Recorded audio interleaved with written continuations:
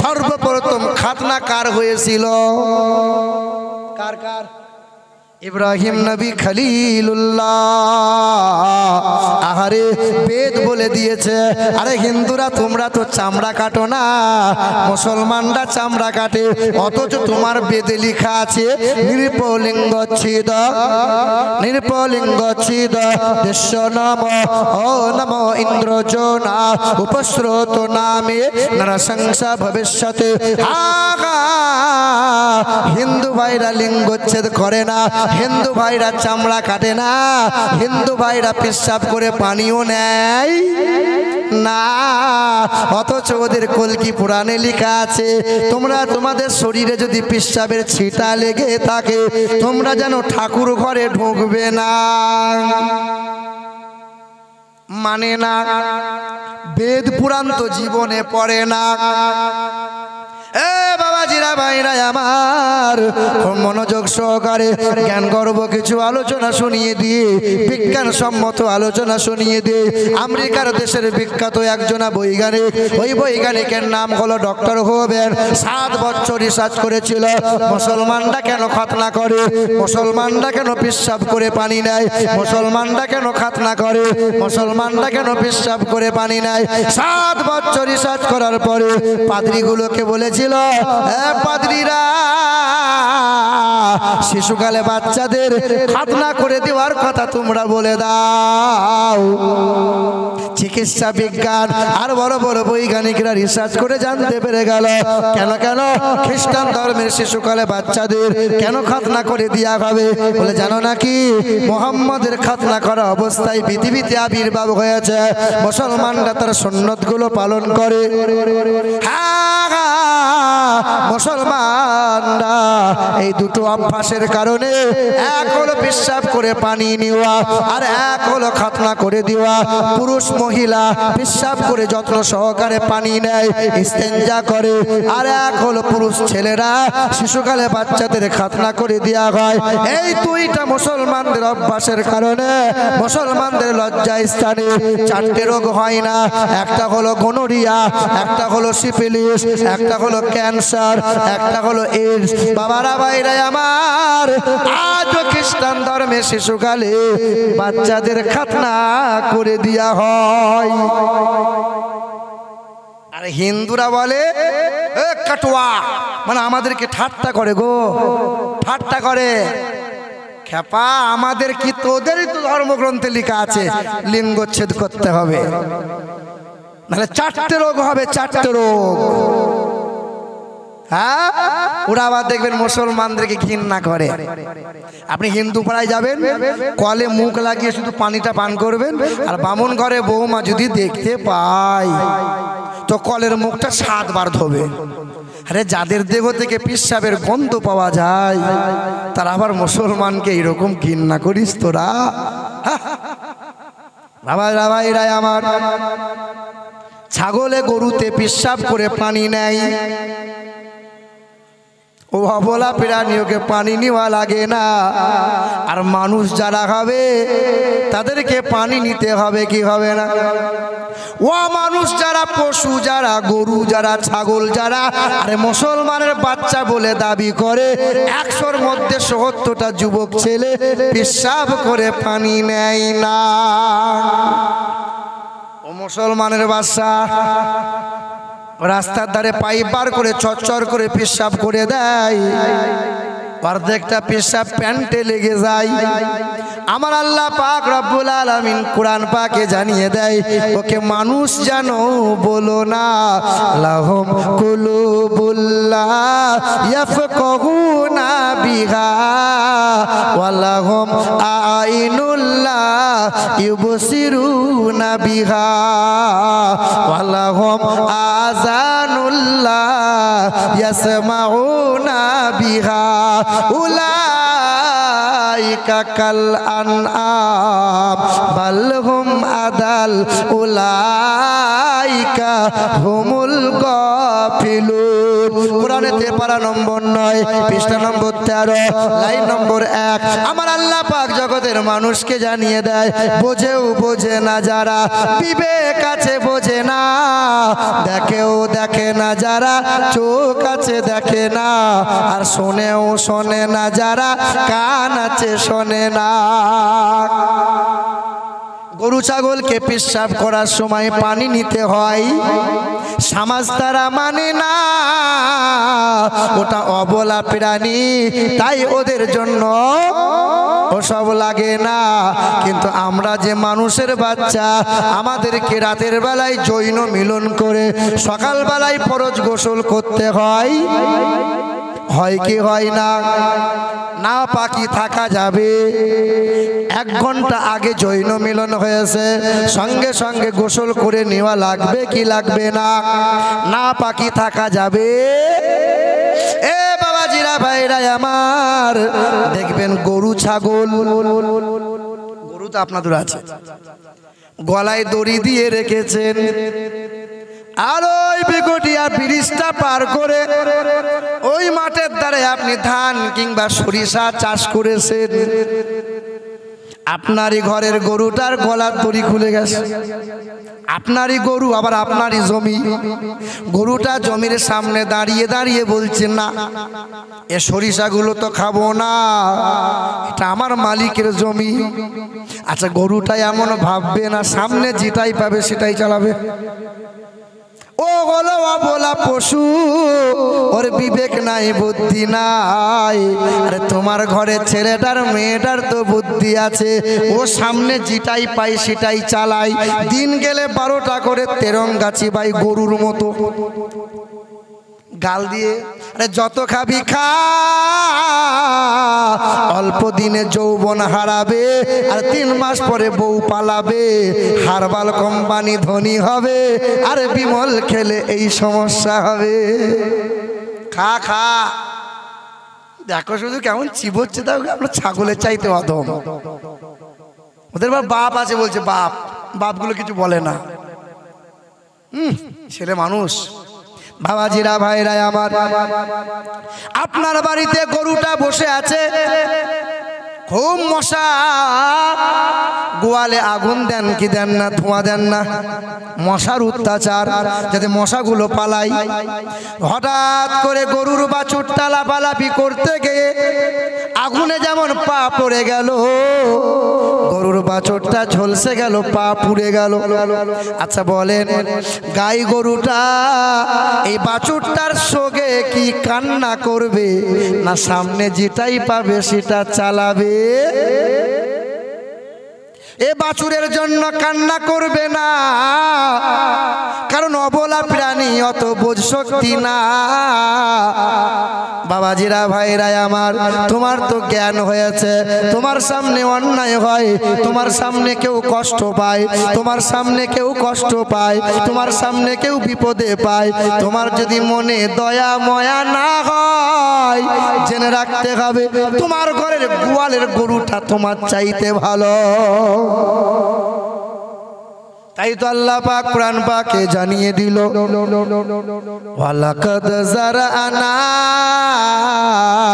লিজাহান্নামা কাসীরাম মিনাল জিন্নি ওয়াল ইনস লাহুম কুলুবুল লা ইয়াফকাহুনা বিহা ওয়া লাহুম আ'ইনুল লা ইউবসিরুনা বিহা ওয়া লাহুম আযানুল লা ইয়াসমাউনা বিহা উলাইকা কাল আনআম।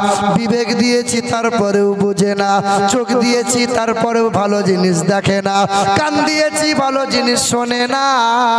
আমি আল্লাহ বলেছি তারা হলো 4 পায়ে গরু ছাগলের চাইতে খারাপ, তাদেরকে মানুষ যেন বলো না, এটা মহান আল্লাহর ঘোষণা।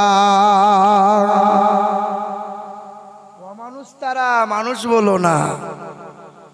বাবাজিরা ভাইরাই আমার, আল্লাহ পাক কুরআন পাকে জানিয়ে দেন, ইয়া আইয়ুহাল্লাযীনা আমানু লা তুলহিকুম আমওয়ালুকুম ওয়ালা আওলাদুকুম আন যিকরিল্লাহ ওয়া মান ইয়াফআল যালিকা ফাউলাইকা হুমুল খাসিরুন। হে আমার ঈমানদারেরা, তোমাদেরকে দুটো জিনিসের আদেশ করা হয়েছে, এক হলো সম্পদ, এক হলো সন্তান।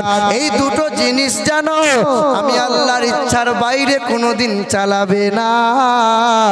সন্তান আর সম্পদ, এই দুটো জিনিস নবীর তরিকা মতো চালাবে, তবেই তোমরা নাজাত পাবে, পরকালে হাসতে হাসতে জান্নাতি হবে।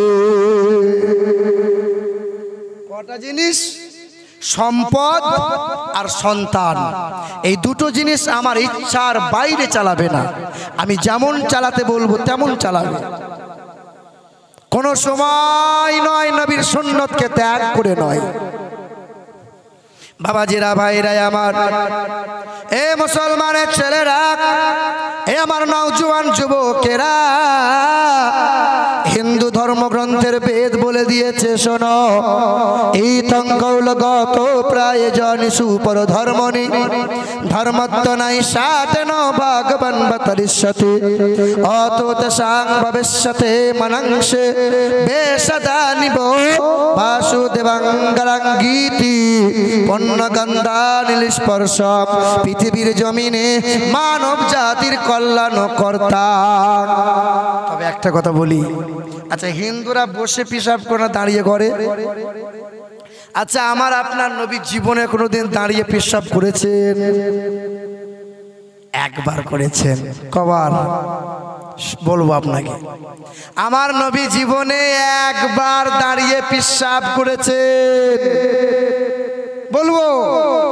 তবে আজকে বলবো, আসমান আর জমিনে দুই জায়গায় এখনো 4 জন নবী জীবিত অবস্থায় রয়েছে। তবে আপনাকে আর একটা আমল শিখিয়ে দেবো, যে আপনার মরতে দেরি হবে কিন্তু জান্নাত যেতে বেশিক্ষণ সময় লাগবে না। অপেক্ষা করেন, বলবো।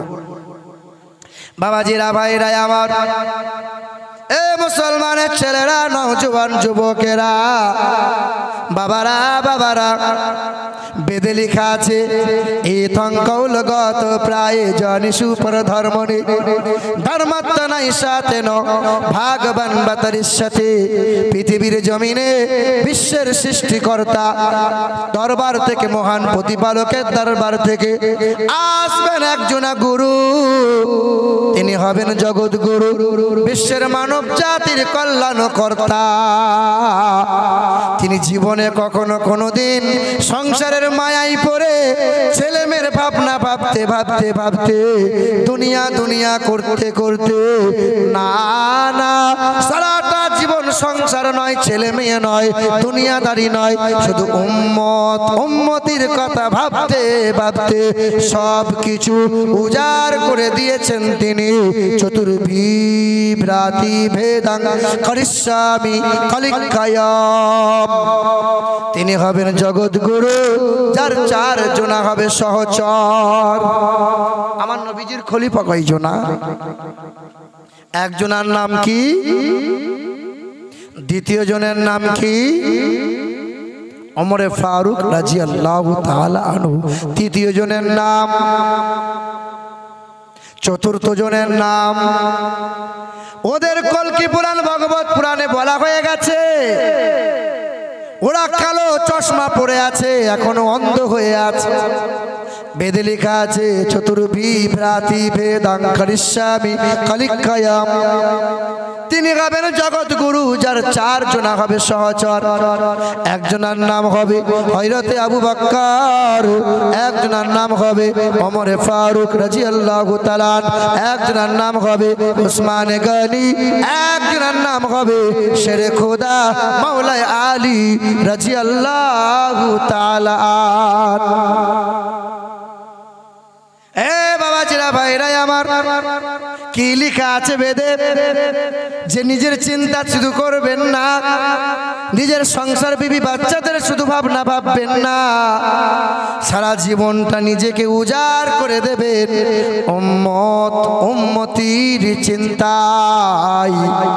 আর সেই নবী বলে দিয়েছেন, তালাবুল ইলমি ফারিজাতান আলা কুল্লি মুসলিমিন ওয়াল মুসলিমাত। তোমাদের প্রতিটা মুসলমান ছেলে অথবা মেয়ে, নারী এবং পুরুষ, আরবি এবং বিহারি, বাঙালি হোক কিংবা গুজরাটি, কালো হও কিংবা ফর্সা, ছোট হও কিংবা বড়, প্রতিটা মুসলমানের জন্য জ্ঞান অর্জন করা ফরজ। কি অর্জন করা ফরজ?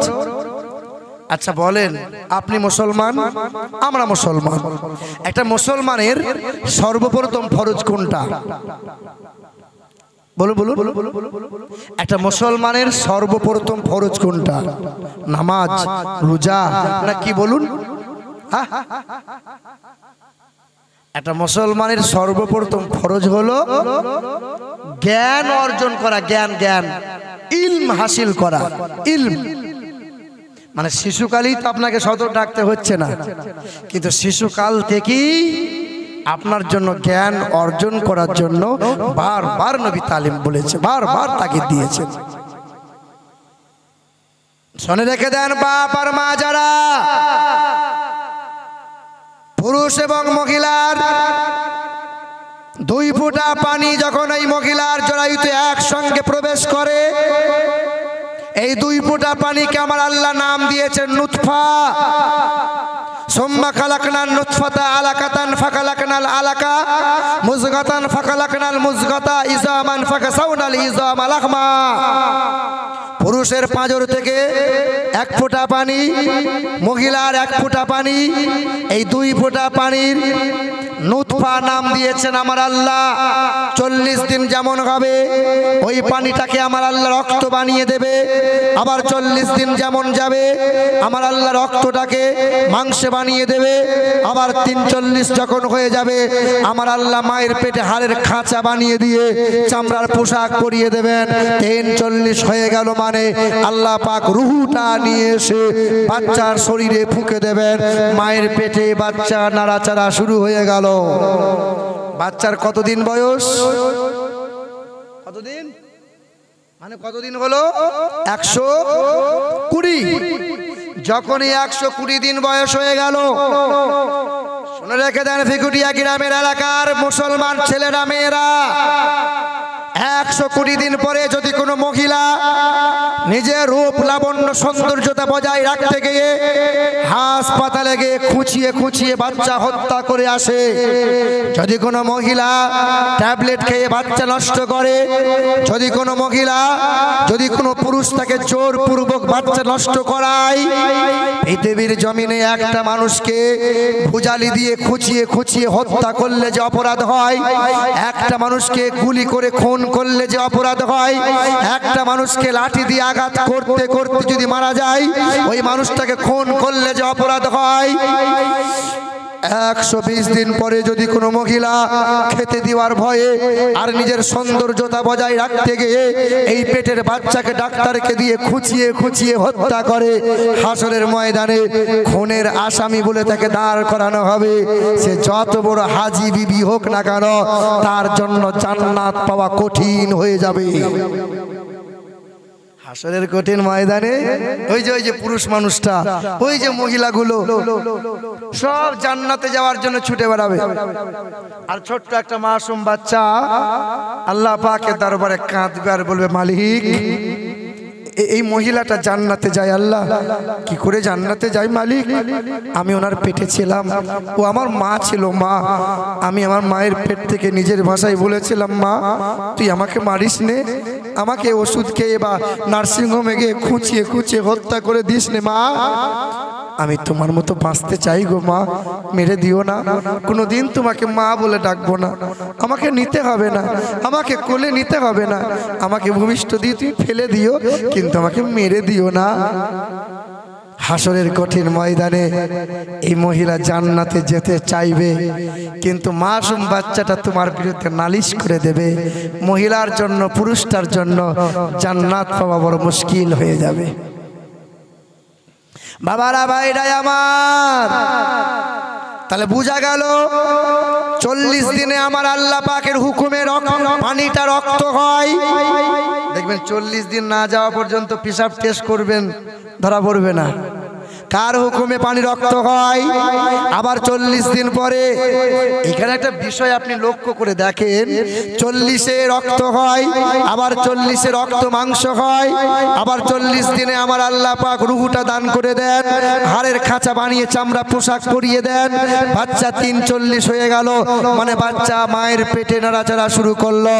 বাচ্চার যখন 6 মাস বয়স হয়ে যাবে, বাচ্চা দুনিয়ার সব শব্দ শুনতে পাবে। বাচ্চা, মা যদি সিরিয়াল দেখে তো বাচ্চা শুনতে পাবে, মা যদি হিন্দি গান শোনে ওই পেটের বাচ্চা শুনতে পাবে। এই শোনো রাখো ভিকুরিয়া গ্রামের মায়েরা, মাটি যদি ভালো হয় গাছ ভালো হবে, গাছ ভালো হলে ফলন হবে ভালো, কোম্পানি ভালো হলে প্রোডাক্ট হবে ভালো। মা তোমার পেট ভালো হলে তোমার বাচ্চা হবে ভালো। আর তুমি যদি নোংরা হও, তোমার পেট যদি নোংরা হয়, তো বাচ্চা তোমার বিচ্যুতি মাল তৈরি হবে। হ্যাঁ, আল্লাহর নবী বলেন, বাচ্চা ভূমিষ্ঠ হয়ে গেল, বাচ্চা ভূমিষ্ঠ হয়ে যাওয়ার সাথে বাচ্চার কানে আজান দাও, বাচ্চার নামে আকিকা দাও, বাচ্চার নামকরণ করো। বাচ্চার 4 বছর বয়স হয়ে গেল, ছেলেকে কোরআন ও হাদিসের তালিম দাও, তালিম দাও। বাচ্চার 7 বছর বয়স হয়ে গেল, বাচ্চাকে নামাজ পড়ার জন্য বলো। 8 হলো, 9 হলো, 10 হলো, ছেলে এখনো নামাজ পড়ে না, মেয়েটা এখনো নামাজ পড়ে না। নবী বলছেন মেরে মেরে নামাজ পড়াও। কজন পড়িয়েছি বাবা বলেন? তাহলে সর্বপ্রথমে ফরজ কোনটা? আচ্ছা, আপনাদের লোক মারা গেলে 40 করেন? লোক মারা গেলে 40 করেন? করেন কি করেন না বলেন না? করবেন। একদল বলছে বেদাত, 40 করা যায়। আরে 40 দিনে পানি রক্ত হয়, আবার 40 দিনে আমার আল্লাহ রক্তকে মাংস বানায়, আবার 40 দিন পরে আমার আল্লাহ রূহ দেয়। আবার দেখেন মক্কার জমিনে আল্লাহর নবী আমার, দয়ার নবী আমার ইসলাম প্রচার করেছিলেন, মুসলমান হয়েছিল 40 জনা। মুসা নবী তুর পর্বতমালায় গিয়েছিলেন, ওই পর্বতে 40টা দিন অপেক্ষা করতে হয়েছিল। ইউনুস নবী মাছের পেটে ছিলেন, 1 দিন 2 দিন নয়, 40 দিন ছিল। তোমার বাপ মেনেছে 40, তোমার মা মেনেছে 40 করা যায়।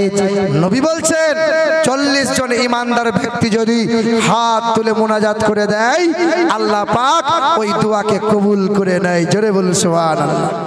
একবার দরুদ শরীফ পড়ি। আল্লাহ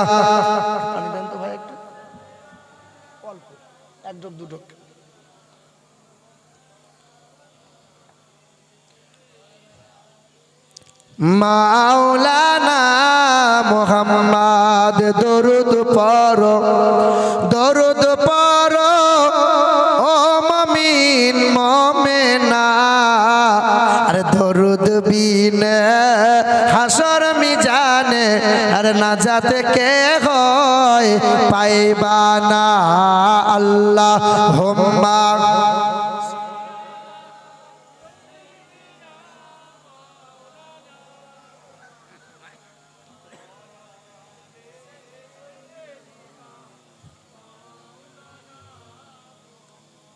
দরুদ পড়বেন, বেশি বেশি দরুদ। নামাজি মুসল্লি যারা আছেন, ফজরের নামাজ পর 100 বার দরুদ পড়বেন। শুধু পড়বেন আল্লাহুম্মা সাল্লি আলা মুহাম্মদ, আল্লাহুম্মা সাল্লি আলা মুহাম্মদ। মাঝে মধ্যে বলবেন সাল্লাল্লাহু আলাইহি ওয়াসাল্লাম। সকালে পড়বেন, রাত্রে পড়বেন, 2 টাইম দরুদের আমল করবেন। দরুদ পড়লে কি হয় জানেন? দরুদ পড়লে পরে ওই মানুষটা কোনোদিন রাস্তাঘাটে অ্যাক্সিডেন্ট হয়ে মরবে না। যে ব্যক্তি দরুদের আমল রাখবে ওই মানুষটা আগুনে পুড়ে মরবে না। যে ব্যক্তিটা দরুদ শরীফের আমল করবে ওই মানুষটা পানিতে ডুবে মরবে না। যে ব্যক্তিটা দরুদ শরীফের আমল করবে তার মাথায় কখনো বজ্রপাত হবে না। যে ব্যক্তিটা দরুদ শরীফের আমল করবে ওই ব্যক্তির ঘরে বিছানায় 6 মাস পড়ে থাকবে না। যে ব্যক্তি দরুদ শরীফের আমল করবে রাস্তাঘাটে পথ দুর্ঘটনায় মরবে না।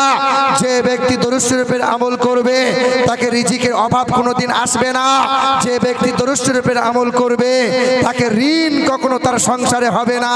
যে ব্যক্তি দরুদ শরীফের আমল করবে তার ঈমান নিয়ে আমল নিয়ে নবীর কালেমা নিয়ে কবর দেশে যাওয়ার সুযোগ পেয়ে যাবে।